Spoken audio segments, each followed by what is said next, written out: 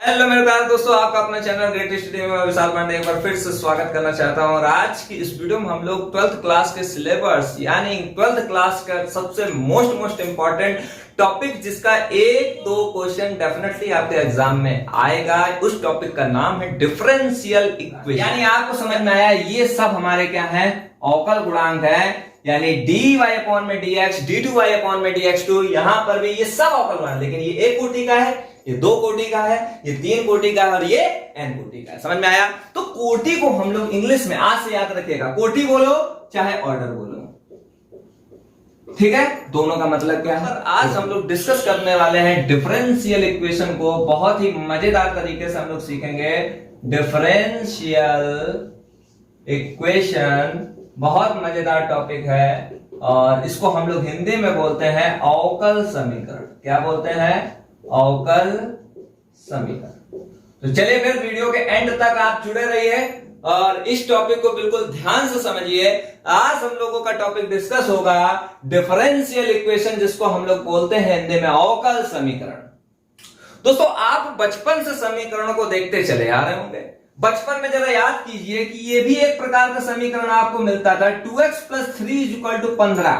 ये एक प्रकार का समीकरण है, ठीक है? मैंने आपसे कहा यहां से x की वैल्यू निकालो। आप आसानी से यहां पर क्या करते थे, इसको समीकरण 1 मानते थे और यहां पर एक छोटी सी लाइन लिखते थे कि समीकरण 1 को हल करने पर 3 उधर जाता था, प्लस का उधर जाएगा, माइनस को जाएगा, यानी 12। फाइनली x की वैल्यू कितनी आ गई? 6 आ गई। समझ में आया?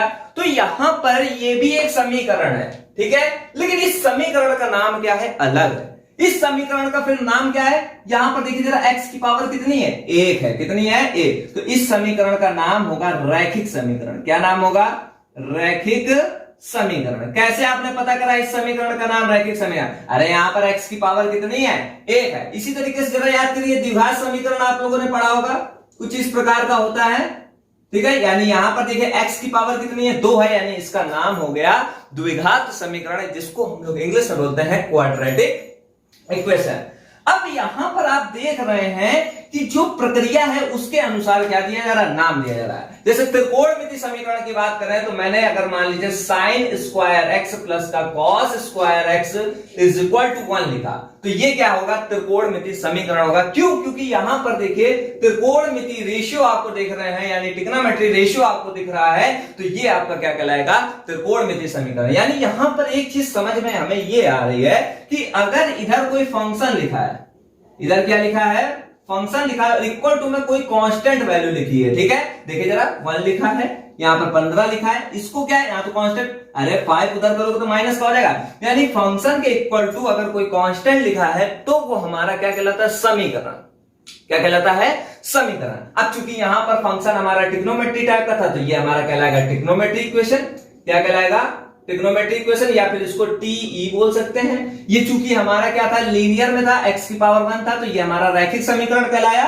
यहां पर x की पावर 2 थी, यानी ये हमारा क्या कहलाया? द्विघाती समीकरण, जिसको हम लोग QE बोल सकते हैं, क्वाड्रेटिक इक्वेशन बोल सकते हैं, ठीक है? तो समझ में आया ना? तो यहां पर आपने देखा कि किस तरीके से समीकरण को हम प्रदर्शित करते हैं और किस तरीके से उसका हम नामकरण करते हैं। तो यहां पर हमारा जो टॉपिक है अवकल समीकरण है। यानी यहां पर हमें अवकल समीकरण में, त्रिकोणमिति समीकरण में हमें ये समझ में आ रहा है ट्रिग्नोमेट्री रेशियो और इक्वल टू में कोई ना कोई कांस्टेंट होगा।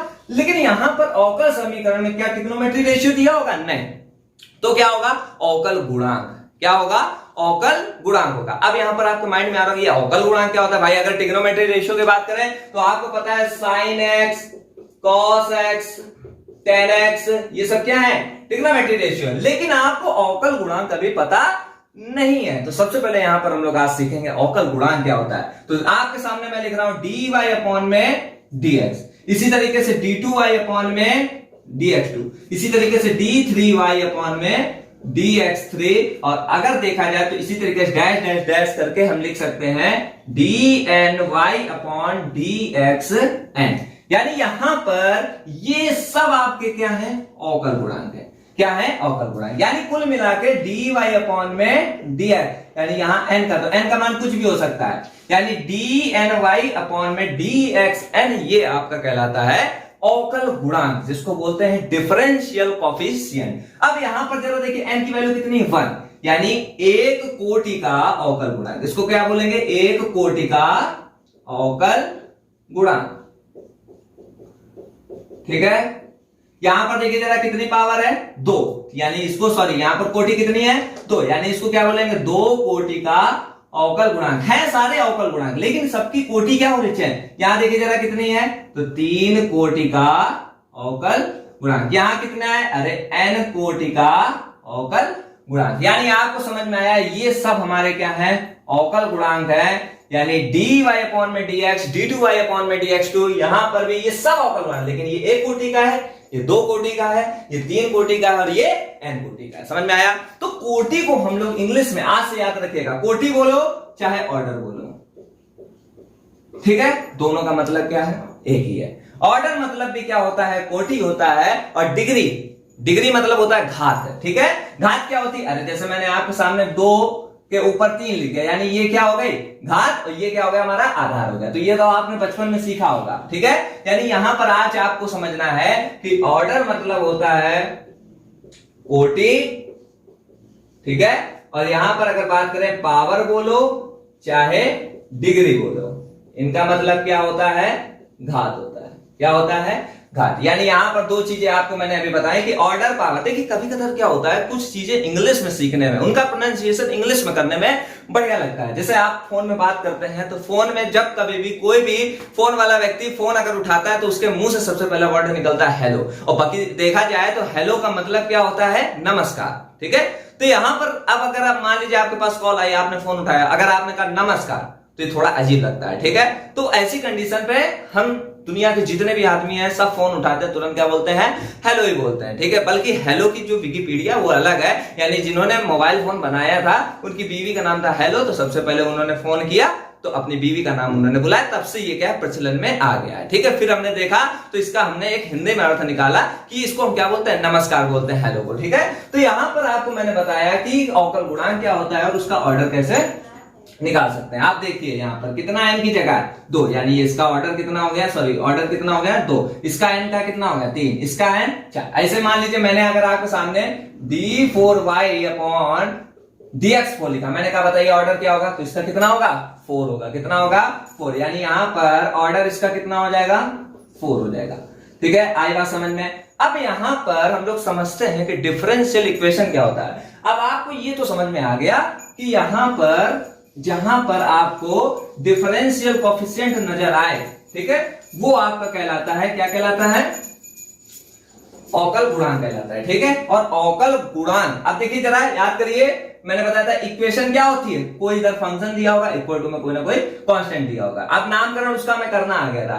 अब मान लीजिए मैंने आपके सामने dy अपॉन में dx की पावर 2, d2y अपॉन में dx2 plus 3y is equal to 0, मैंने कुछ इस प्रकार। तो आप बताइए ये क्या है? ये अवकल समीकरण है। क्यों? क्योंकि यहां पर देखिए अवकल गुणांक उपस्थित है, ये भी अवकल गुणांक है, ये भी अवकल। हाँ, इसकी कोटि कितनी है? 1, और इसकी कोटि कितनी है? 2। अच्छा एक चीज बताइए, 1 बड़ा होता है कि 2? 1 बड़ा होता है कि 2? 2 बड़ा होता है। ठीक है, यानी अगर हम इस पूरे समीकरण की अगर मैंने आपसे कहा ऑर्डर बताओ, ठीक है, तो सबसे मैक्सिमम किसका है? इसका तो 1 है, इसका कितना है? 2, यानी इसकी ऑर्डर कितनी आ गई? 2 आ गई। समझ में आया? इसी तरीके से मैंने लिखा d3y अपॉन में dx3 की पावर 4 प्लस 2 d2y अपॉन में dx2 इज इक्वल टू 15। मैंने कहा ऑर्डर बताइए क्या होगा भाई ऑर्डर? यहां पर बताइए सबसे ज्यादा कितना है? इसका 3 है, इसका 2 है, तो मैक्सिमम क्या होगा? 3। यानी यहां पर इसका ऑर्डर कितना आ जाएगा? कितना आ जाएगा? 3 आ जाएगा। ठीक है, तो इस तरीके से आप क्या कर सकते हैं? ऑर्डर फाइंड आउट कर सकते हैं। अब इसके बाद किसी भी, अब ये तो पता चल गया ये क्या है? आपका डिफरेंशियल इक्वेशन है। कैसे पता चला? क्योंकि इसमें डिफरेंशियल कोएफिशिएंट उपस्थित है। याद रखिएगा कि अगर डिफरेंशियल कोएफिशिएंट उपस्थित है तब वो हमारा कहलाएगा डिफरेंशियल इक्वेशन। ठीक है, अगर डिफरेंशियल कोएफिशिएंट उपस्थित नहीं, मैंने आपसे कहा 2x plus 3y is equal to 5, मैंने कहा बताओ क्या ये डिफरेंशियल इक्वेशन है? नहीं है। क्यों? क्योंकि डिफरेंशियल कोएफिशिएंट इसमें उपस्थित नहीं है। तो समझ में आ गया? अब यहां पर मैंने आपको बताया कि कैसे किसी भी डिफरेंशियल इक्वेशन का ऑर्डर फाइंड आउट करते हैं। बहुत इजी होता है। क्या करते हैं? क्या करते हैं? जो हमारा देखेंगे, इसका n का मान 1 है, इसका n का मान 2 है। ज्यादा कौन होता है? 1 की 2 ज्यादा होता है, यानी ऑर्डर कितना आ गया? 2। n का मान 3 है, n का मान 2 है, कौन ज्यादा होता है? 3, यानी n का मान सॉरी ऑर्डर कितनी आ गई? 3 आ गई। अब ऑर्डर अगर आपको फाइंड आउट करना आ गया तो पावर भी निकालना आना चाहिए, लेकिन पावर को निकालने के लिए एक रूल आपको पता होना चाहिए। अब आपके मन में आ रहा होगा कि वो रूल क्या है, ठीक है? तो रूल ये है कि सबसे पहले तो आपको ऑर्डर चेक करना है, ठीक है? जो मैक्सिमम ऑर्डर है, यहां पर मैक्सिमम ऑर्डर 2 किसका? इसका। उसकी जो पावर है, जरा यहां पर पावर बताइए कितनी होगी? 1। वही आपकी उस समीकरण की क्या कहलाएगी? पावर कहलाएगी। यहां पर देखिए कोटि कितनी है? अधिकतम कोटि की जो पावर होती है वही उस अवकल समीकरण की क्या कहलाती है? पावर कहलाती है। यहां देखिए जरा कोटि कितनी है? 3 के ऊपर कितना है?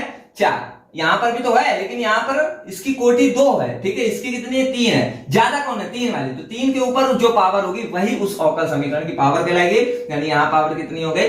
4 हो गई, ठीक है? तो सबसे पहले आपको मैंने बताया आज ऑर्डर कैसे फाइंड आउट करते हैं और डिग्री कैसे फाइंड आउट करते हैं। कुछ क्वेश्चन करते हैं और समझ में आएगा आपको। तो चलिए फिर यहां पर देखिए पहला क्वेश्चन आपके सामने लिखा है d2y अपॉन dx2 की power 4 plus d3y upon dx2 2y की पावर 3 प्लस 2dy अपॉन में dx की पावर 6 इज इक्वल टू 7। यहां पर आपको क्या करना है? ऑर्डर फाइंड आउट करना है और डिग्री फाइंड आउट करना है। तो ऑर्डर बताइए जरा इसका कितना होगा? मैक्सिमम कोटि किसकी है? 2, 3, 1। ज्यादा कौन है? यानी ऑर्डर आपकी कितनी आ गई? कितनी आ गई? 3। और मैंने कहा अगर पावर बताओ तो बताइए जरा पावर कितनी हो जाएगी? अरे यहां पर मैक्सिमम कोटि किसकी है? 3 की है ना, तो 3 की जो पावर है कौन है? 3, यानी ये पावर इसकी कितनी आ गई? 3। एक बच्चे ने कहा अरे ज्यादा तो 6। अरे यहां पर देखो कोटि इसकी कितनी? 1 है ना। 1 क्या है? कम है। 3 क्या है? ज्यादा है। जो मैक्सिमम कोटि होती है उसकी जो पावर होती है वही उस अवकल समीकरण की क्या कहलाती है? कोटि कहलाती है, सॉरी पावर कहलाती है, ठीक है? तो यहां पर याद रखिएगा कोटि और घात निकालना बहुत आसान होता है। कुल मिला के आपको कोटि निकालना मैंने बताया, और जो मैक्सिमम कोटि होती है देख लो, चेक कर लो, उसके ऊपर जो पावर होती है वही उस अवकल समीकरण की क्या कहलाती है? पावर कहलाती है। अब यहां पर एक क्वेश्चन इसका आपके एग्जाम में जरूर आएगा, प्रैक्टिस करिए, ज्यादा से ज्यादा क्वेश्चन की प्रैक्टिस करिए। आप अपने बुक से क्वेश्चन उठाइए, इनके जितने भी रिलेटेड हैं और सॉल्व करिए, ठीक है? आगे का फिर कंटिन्यू करते हैं बाद में।